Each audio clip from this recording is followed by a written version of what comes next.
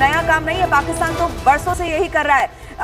रिफत भी लाइव इस वक्त मौजूद है तेल अवीव से। रिफत, ये बताइए, अब वहां रशिया जो है कह रहे थे कि अगर खामेनेई पर अटैक हुआ या ईरान पर हमला करने की कोशिश की गई, इनफैक्ट अमेरिका ने सैन्य मदद की भी अगर इजराइल की कोशिश कर दी तो पश्चिम एशिया में तबाही आ जाएगी। क्या रशिया और जिनपिंग की जब बात हुई थी, पुतिन और जिनपिंग ने बात की थी, अब इस हमले के बाद उनका क्या यहां पर रुख देखने को मिल सकता है?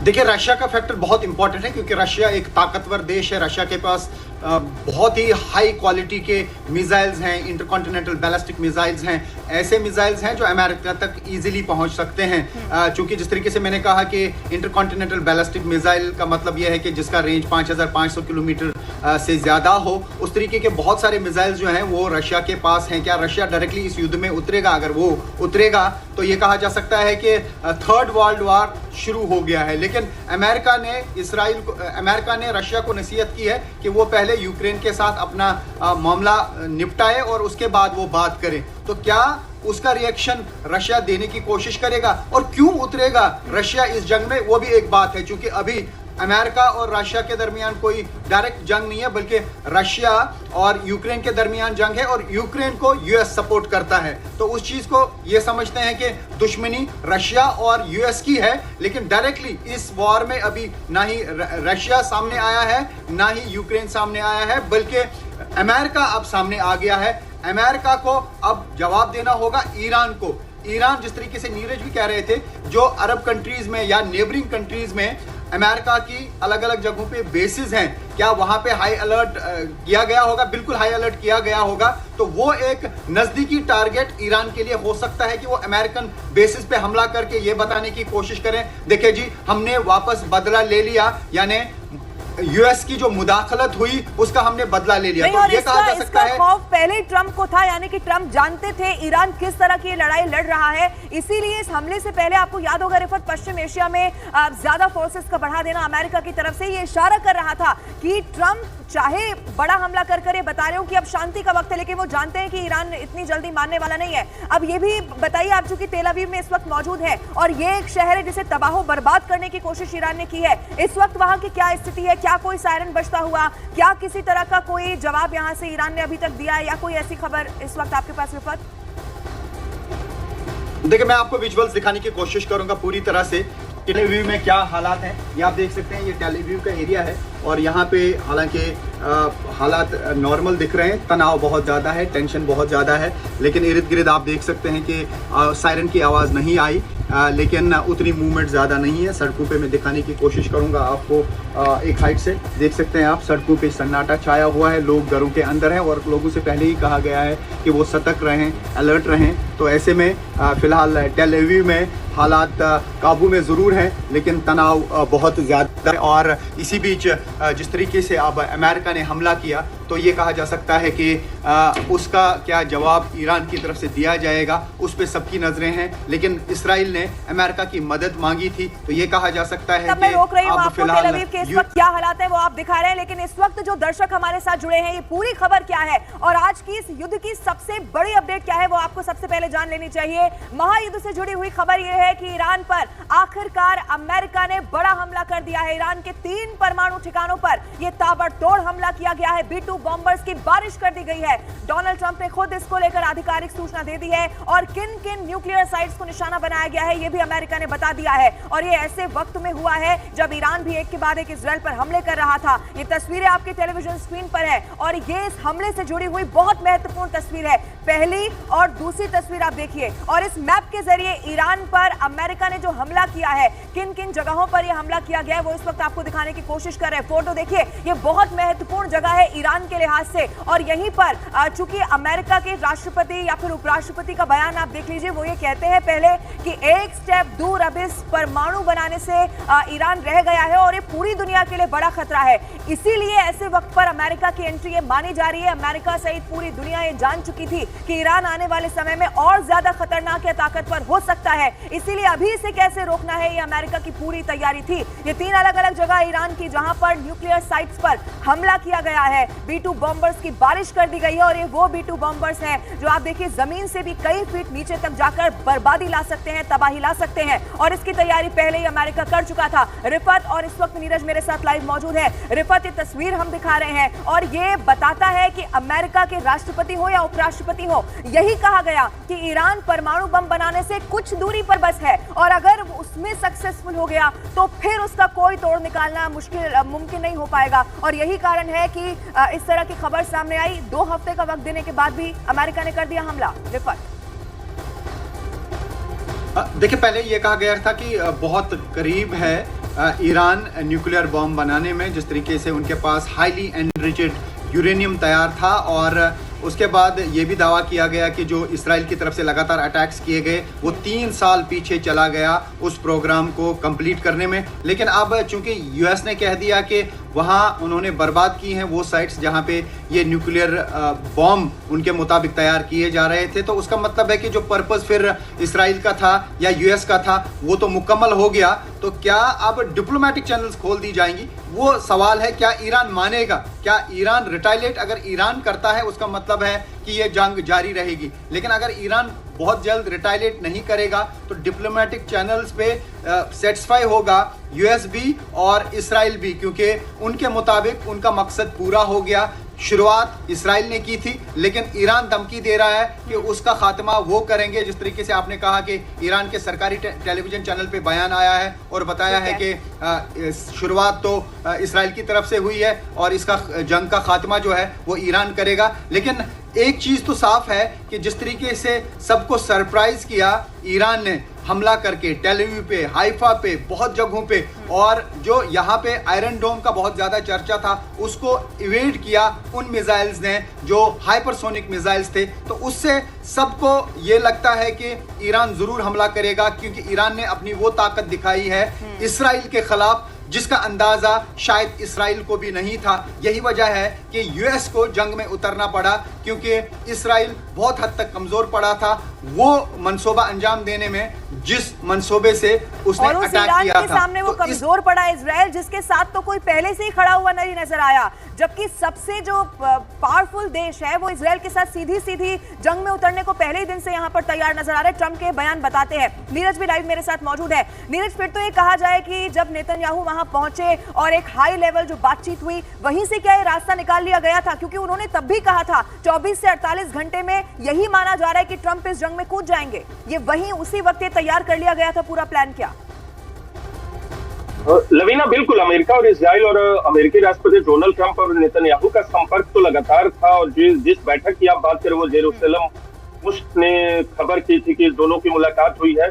बिल्कुल ये साफ था कि उसमें कोऑर्डिनेशन अमेरिका और इजराइल के बीच, अगर डिफेंस कोऑर्डिनेशन की बात करें अगर मिडिल ईस्ट में, तो वो एक रेगुलर प्रक्रिया है। और अभी जब युद्ध के हालात हैं, युद्ध हो रहा है, तो उसमें तो स्वाभाविक तौर पे एक हाई लेवल का कोऑर्डिनेशन होगा। दूसरी चीज, न्यूज 18 इंडिया को ब्रेकिंग जानकारी दे दे कि जो हमें जानकारी मिली नतांज और इस्फहान, वहां 75% नुकसान इजराइल के हमले से हो चुका था। अमेरिका ने 100% का काम पूरा कर दिया, जो हमें जानकारी आई है। नतांज और इस्फहान में जहां 75% नुकसान का काम इजरायली हमले में हो चुका था, अमेरिका ने वहां 100% नुकसान का काम पूरा कर दिया। फोर्डो की बात करें जिसका जिक्र सबसे अधिक हो रहा है और सबसे इम्पोर्टेंट न्यूक्लियर साइट है, जानकारी आई कि न्यूक्लियर साइट का, फोर्डो न्यूक्लियर साइट का एक हिस्सा जो है तबाह हुआ है। आधिकारिक तौर पे ये जानकारी ईरान की तरफ से नहीं आई है, क्योंकि ईरान की तरफ से जो आधिकारिक तौर पे जानकारी आएगी उससे पर विश्वास करना होगा। तो फोर्डो को लेकर एक जानकारी जो वहां के लोकल मीडिया की तरफ से या वहां जो लोग रिपोर्ट करते हैं उनकी तरफ से आई है कि एक हिस्से का नुकसान हुआ है। तो अब आधिकारिक जानकारी का इंतजार करना होगा, क्योंकि फायर बॉल जो दिख रहा है, आग की तस्वीरें हमको इस वक्त दिख रही हैं, उससे एक बात तो साफ है कि बहुत बड़ा हमला है। एक बॉम्ब का जो होता है वो फुल पेलोड के साथ, यानी कि आप कह रहे हैं 70% काम इजराइल ने कर दिया था और काम तमाम पूरा अमेरिका ने यहां पर कर दिया है, वो भी 3 न्यूक्लियर साइट जो ईरान के लिए बहुत महत्वपूर्ण थे, उसी को बड़ा झटका मिल गया है। नीरज, जरा ये भी बताइए, आपको याद होगा जब पहला अटैक इजराइल ने किया था इस तरह का, तो IAEA की तरफ से इस तरह की जानकारी दी गई थी कि वहां पर जो रेडिएशन है वो भी बुरी तरह से हुआ है। क्या इस बार भी, चूंकि अब तो बड़े न्यूक्लियर साइट्स को निशाना बनाया गया, इस तरह की खबरें भी, हालांकि ऑफिशियल जानकारी पे इसका इंतजार अभी करना होगा नीरज, साइड इफेक्ट्स या इस तरह की कुछ रेडिएशन देखने को मिल सकता है? देखिए, फोर्डो के बारे में मैं नहीं कह सकता कि पूरी तरह से कितना काम हुआ है, लेकिन नतांज और इस्फहान के बारे में जो जानकारी आ रही है उसके बारे में यही रिपोर्ट करिए। फोर्डो के बारे में जहां तक जानकारी है, इजराइल ने कोशिश की थी, लेकिन ईरानी सूत्रों ने कहा था, ईरान के लोगों ने कहा था कि कोई वैसा नुकसान नहीं हुआ, नुकसान न के बराबर हुआ है, हुआ ही नहीं है। अब आपने दूसरा सवाल किया कि एक बार सवाल दोहरा दे लवीना। रेडिएशन क्या पिछली बार जैसे इजराइल ने पहला हमला किया इस तरह की खबर आई थी, क्या इस बार भी देख सकते हैं, क्योंकि अब तो बड़ी तबाही अमेरिका ने लाई है। देखिए, ऐसा रेडिएशन नहीं हुआ था कि आम नागरिकों को कोई नुकसान हो क्योंकि इस हमले के बाद, और मुझे लगता है कि फोटो में भी जो हमला हुआ उससे किसी आम नागरिक को नुकसान होगा, क्योंकि जिस तरह के रिएक्शन की बात, रेडिएशन की बात हम लोग करते हैं इस तरह के हमले के बाद, उसके लिए एक चेन ऑफ रिएक्शन होता है, वो होना होता है और उसी के बाद वो हो सकता है एक, लेकिन वो अभी देखने को नहीं मिला। जाहिर सी बात है, फोटो पर हम IAEA की टीम जो है वहाँ बिल्कुल जांच करेगी कि किसी तरह का रिएक्शन हुआ है कि नहीं, क्योंकि ईरान में जो उनकी टीम के लोग मौजूद हैं या अगर बाहर से भी जाते हैं तो वो देखेंगे कि किस तरह का रिएक्शन हुआ है या क्या नुकसान हुआ है।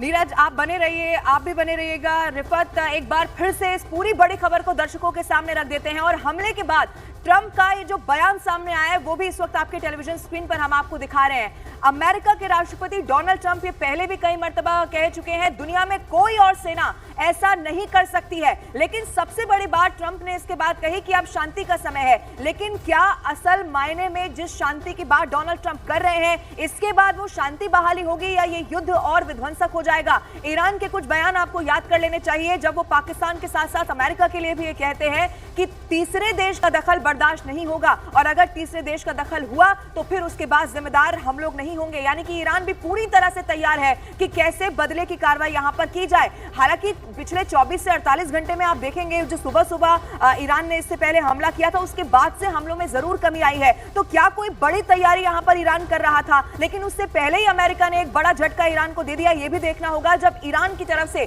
कोई ऐसा कदम उठाया जाता है, यानी कि एक बड़ी कार्रवाई को क्या अंजाम दिया जाता है और इजराइल को टारगेट किया जाता है, या फिर इस बार का टारगेट इजराइल के साथ साथ अमेरिका के बेसिस भी हो सकते हैं क्या, ये भी देखना होगा। रिफत का भी रुख करते। रिफत, दो तस्वीरें हम दर्शकों को दिखा रहे हैं, लेकिन डोनाल्ड ट्रंप पहले हमला करते हैं, पहले धमकी देते हैं, चेतावनी देते हैं। इनफैक्ट उनकी तरफ से तो इस तरह की धमकी भी दे गई कि हम जानते हैं खामेनेई कहां है, लेकिन हम उनका अभी कत्ल नहीं करेंगे, उन्हें मारेंगे नहीं, उन्हें वक्त देते हैं, हम चाहते हैं कि वो सरेंडर कर दे। और अब अमेरिका का इस तरह का हमला और फिर ये कह देना अब ये शांति का समय है। अब आइए चाय पीकर बात करते हैं। लेकिन इस तरह की स्थिति नहीं लगता कि अब इस महायुद्ध में देखने को मिलेगी या शांति बहाल हो पाएगी? रिफत,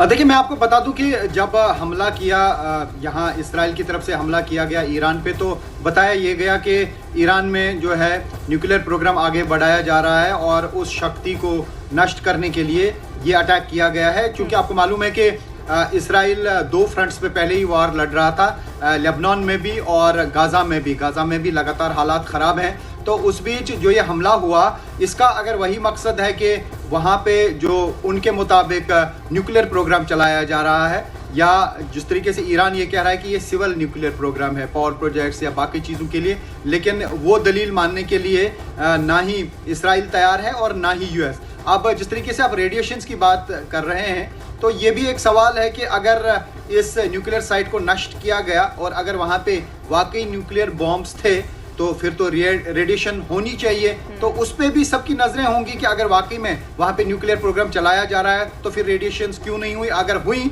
तो उससे बर्बादी हो सकती है। तो इस पे सबकी नजरें होंगी। लेकिन क्या इसी वजह से ये इतना डीप है कि अगर इस पे अटैक भी होता है, अगर रेडिएशन भी होती हैं, तो वो आम लोगों को प्रभावित नहीं करेंगी या उसका असर दुनिया पे नहीं होगा? क्योंकि चेन रिएक्शन जो है अगर वो हो जाती है तो पूरे मिडिल ईस्ट के साथ साथ दुनिया की बर्बादी हो सकती है। बड़ी बात ये भी है कि क्या इन 3 न्यूक्लियर साइट्स पर हमला कर ईरान को असल में परमाणु बम बनाने से क्या रोका जा सकता है क्या? क्योंकि इस वक्त ईरान कितनी बड़ी तैयारी कर रहा है, देखिए उसका कहीं ना कहीं अंदाजा अमेरिका सहित दुनिया के बाकी देशों को है, और यही बताता है कि अमेरिका का इस वक्त पर ऐसा हमला, जब वो बयान दे चुके हैं कि भाई वो एक स्टेप दूर है और उसके बाद तबाही आ सकती है अगर ईरान बहुत पावरफुल हो गया, तो क्या इन 3 न्यूक्लियर साइट पर हमला करना ईरान को उस हक से रोक पाएगा जो ईरान कहता रहा है कि परमाणु बनाना तो हमारा हक है?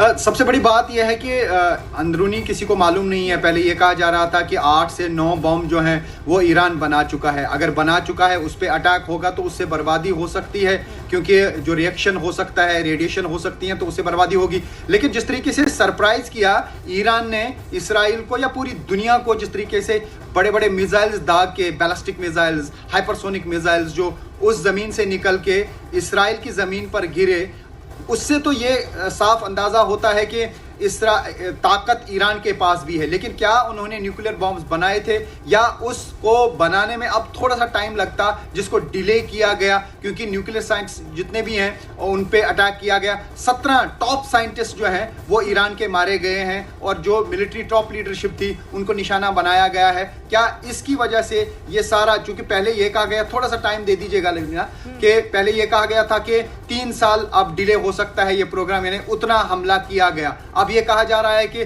जोरदार हमला किया गया। क्या हमेशा के लिए इस चीज को नष्ट किया गया या फिर से ये प्रोग्राम रिवाइव हो सकता है, ये आने वाला वक्त बताएगा। लेकिन सबसे बड़ा सवाल ये है कि क्या ईरान ने न्यूक्लियर बॉम्ब बनाए थे? जो इस तरीके की डिटेल्स आ रही थी कि उनके पास 8 से 10 न्यूक्लियर बॉम्ब है, अगर वो है तो क्या उनको कहीं पे नष्ट किया गया? अगर उनको नष्ट किया गया तो फिर तो दुनिया में बहुत बड़ी तबाही हो सकती है। तो काफ़ी टेक्निकल डिटेल्स इसमें है, या खाली यूएस ने ये समझा कि जो आगे प्रोग्राम होना था उसको रोकना है, उसको ना होने दिया जाए, इसलिए अटैक किया गया। तो ये डिटेल्स काफ़ी टेक्निकल डिटेल्स हैं, तो ये डिटेल्स सारी सामने आ जाएगी क्योंकि यूएस की तरफ से अब प्रेस कॉन्फ्रेंस होगी और बताया जाएगा कि उनका मंसूबा क्या था, क्यों इसराइल को आज उन्होंने भरपूर साथ दे दिया और इसका अगर कोई रिटालिएशन होगा तो अमेरिका का क्या जवाब होगा। लेकिन ऐसा समझा जा रहा है कि क्विकली रिएक्शन हो सकता है शायद ईरान की तरफ से, एक तो इसराइल पे, हो सकता है कि कुछ साइट्स पे जो बेसिस हैं मिडल ईस्ट में अमेरिका की, उन पे हमला किया जाएगा। वहाँ पहले ही सिक्योरिटी बढ़ा दी गई थी, पहले ही वहाँ पे मिडल ईस्ट में इस तरीके की हमने इनपुट्स मिले हमको कि यूएस ने अपने सिक्योरिटी फोर्सेस को अलर्ट पे रख दिया है और शायद रेनफोर्समेंट भी की है। जी।